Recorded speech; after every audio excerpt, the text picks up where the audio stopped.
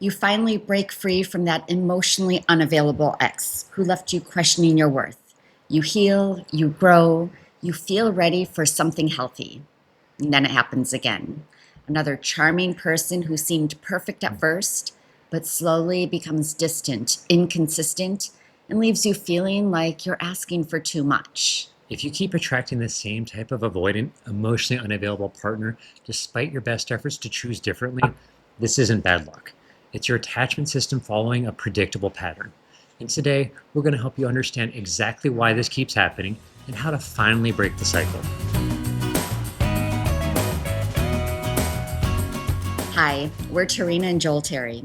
We're licensed therapists here to help you heal from anxious attachment, stop chasing unavailable love, and build the secure relationships and community you deserve. Today, we're talking about why you might keep attracting the same type of partners who can't meet your needs, and the deeper reasons your nervous system keeps choosing familiar pain over unfamiliar love. Let's start with a truth that might sting a little. If you have anxious attachment and keep attracting avoidant partners, it's not because you're unlucky in love. It's because your nervous system is wired to recognize avoidant behavior as home. From a neurological perspective, our brains are prediction machines. They're constantly scanning for patterns that feel familiar, even when those patterns aren't healthy. If you grew up with inconsistent caregiving, maybe a parent who was sometimes warm but often distant, or love that felt conditional on your behavior, your nervous system learned that this is what relationships look like. For me, growing up with early abandonment when my father left, I didn't just develop a fear of being left. I developed an unconscious attraction to people who felt like they might leave. My nervous system recognized emotional distance as familiar, even though my conscious mind desperately wanted consistent love. This is what we call repetition compulsion, the unconscious tendency to recreate familiar relationship dynamics, even painful ones, in an attempt to improve them because they feel right to your nervous system. It's not that you consciously choose unavailable people, it's that unavailable people feel like love to your attachment system. Think about it. When someone is consistently available and interested, does a part of you feel uncomfortable? Maybe even a little bored? That's your nervous system saying, this doesn't feel like love to me because love has always involved uncertainty, chasing, and proving my worth. Remember from our last video, we talked about internal family systems and having different parts of ourselves. Well, there are specific parts that keep choosing avoidant partners, and they're actually trying to protect you just in ways that keep causing more pain. Let's break this down so it makes sense. You have different parts that developed at different times to help you survive and get your needs met. Some of these parts are still operating from childhood logic about how love works. There's often a part that believes if you can make an avoidant person choose you, it will finally prove that you're worthy of love. This part carries the wound of not feeling chosen or valued, and it keeps trying to heal that wound by winning over people who are similar to whoever originally wounded you. So I had a part that believed if it could just be perfect enough, understanding enough, low maintenance enough, then maybe this time the distant person would stay. This part was trying to rewrite my story of abandonment, but it kept choosing people who were fundamentally unable to provide the security I actually needed. Then there might be another part that actually feels safer with avoidant partners because the relationship stays surface level. If your partner never gets too close, they can never really see all of you, which means they can never really reject all of you. This part says if I keep people at arm's length by choosing people who prefer arm's length, I'll never have to risk being fully seen and potentially fully rejected. It's a protection strategy that keeps you from the vulnerability required for deep love. There's also often a part that confuses intensity for intimacy. The anxiety, the uncertainty, the up and down emotional cycle with avoidant partners creates a lot of intensity. For many people with anxious attachment, this intensity feels like passion and deep connection, when it's actually just your nervous system being constantly activated. Here's something that might be hard to hear. You're not randomly attracting avoidant partners. You're unconsciously seeking them out because they activate your core wounds in ways that feel familiar. A core wound is that deep, painful belief you carry about yourself, usually formed in childhood. Common ones include I'm not enough, I'm too much, love isn't safe, or I have to earn love through performance. What happens is your core wound acts like a magnet for people who will recreate the conditions that formed that wound. If your core wound is I'm not enough, you'll unconsciously be drawn to people whose behavior reinforces that belief. For me, my core wound around abandonment meant I was unconsciously attracted to people who gave me just enough attention to keep me hoping, but never enough to feel secure. My wound was like a radar system, scanning for people who would recreate that familiar pattern of almost being chosen, but not quite. The cruel irony is that avoidant partners often present initially as very attractive. They're often confident, independent, mysterious. But what you're actually attracted to isn't their confidence, it's their emotional unavailability, because that's what your nervous system recognizes as love. This is why people often say things like, I just don't feel a spark with secure people, or nice guys or girls are boring. The spark they're feeling with avoidant partners isn't actually chemistry. It's their attachment system activating because it recognizes familiar wounding patterns. Let's talk about how this creates what we call the anxious avoidant trap.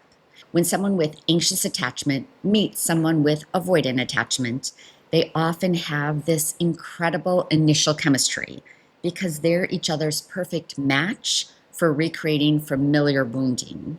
The anxious partner's pursuit activates the avoidant partner's need to distance, which then activates the anxious partner's need to pursue more intensely, which makes the avoidant partner distance even further. It becomes a self perpetuating cycle where both people are triggering each other's attachment wounds. What makes this so insidious is that both people often think the intensity of this cycle means they're meant to be together.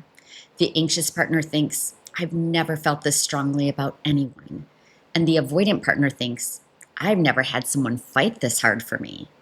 But what they're actually experiencing is trauma bonding, not secure love. And this is why so many people with anxious attachment struggle in relationships with securely attached partners initially. Secure attachment feels flat or boring because there's no anxiety, no chasing, no drama. Their nervous system doesn't recognize security as love because they've never experienced it before. Dr. Cindy Hazan's groundbreaking research on adult attachment reveals that we unconsciously seek partners whose attachment style will recreate our earliest relationship experiences. This isn't conscious choice. It's driven by implicit memory systems in the brain. Neuroimaging studies by Dr. Ruth Feldman show that when people with anxious attachment interact with avoidant partners, their brains show heightened activity in the anterior cingulate cortex and insula, regions that are both associated with physical pain and intense focus. This explains why avoidant partners can feel so compelling despite causing emotional pain.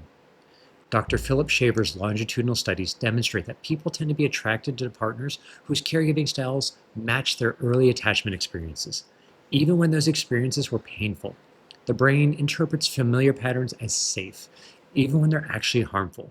Research by Dr. Mario Mikulincer reveals that people with anxious attachment show increased cortisol and adrenaline when interacting with securely attached partners initially, because security feels foreign and activating to the nervous system. This biological discomfort with security often gets misinterpreted as lack of chemistry. And most significantly, Dr. Sue Johnson's studies on emotionally focused therapy show that breaking these attraction patterns requires rewiring the implicit memory systems through a corrective emotional experiences.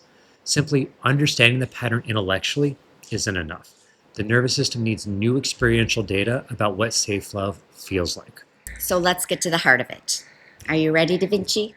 If you keep attracting avoidant partners, please don't shame yourself for it. Your nervous system isn't broken. It's doing exactly what it was trained to do based on your earliest experiences of love and attachment. The part of you that's attracted to emotional unavailability isn't self-sabotaging. It's trying to heal old wounds by recreating familiar dynamics and hoping for a different outcome this time. But here's the truth that your heart needs to hear. You cannot heal childhood wounds by getting unavailable adults to finally choose you. What's particularly painful about this pattern is that it can make you feel like you're destined for unhealthy relationships. You might think, well, this is just my type, or I'm just attracted to the wrong people. But your type isn't fixed, it's learned, which means it can be unlearned. Breaking this cycle isn't about forcing yourself to be attracted to people who feel boring or safe. It's about healing the core wounds that make emotional unavailability feel like love in the first place. It's about teaching your nervous system that love doesn't have to involve anxiety, uncertainty, or proving your worth. The most profound shift happens when you realize that the chemistry you feel with avoidant partners isn't actual chemistry. It's your trauma being activated. Real chemistry with a secure partner feels different. It feels calm, steady, and like coming home rather than losing yourself. Here's what I wish I had known. The person who is right for you won't feel like work. They won't make you question your worth or walk on eggshells. They won't feel like a puzzle to solve or a mountain to climb. They'll feel like relief. Your attraction patterns will shift naturally as you heal your core wounds and build security within yourself. You don't have to force it or fake it when you're with secure partners.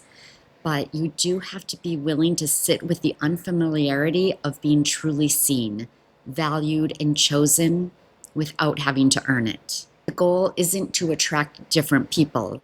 It's to become a person who recognizes your own worth and won't settle for relationships that require you to shrink, chase, or prove yourself. When you know your value, availability becomes attractive and unavailability becomes obviously insufficient. If this resonates and you're ready to start identifying your actual relationship needs versus what your wounds are seeking, we created a free guide called Must Haves and Deal Breakers that helps you build a relationship vision based on your authentic needs, not your attachment patterns. The link's in the description below. What's one way you've noticed this pattern playing out in your own relationships? Have you ever felt more chemistry with unavailable people than available ones? Let us know in the comments. Your insights help this whole community learn together. Your time is valuable. Thank you for sharing some of it with us today.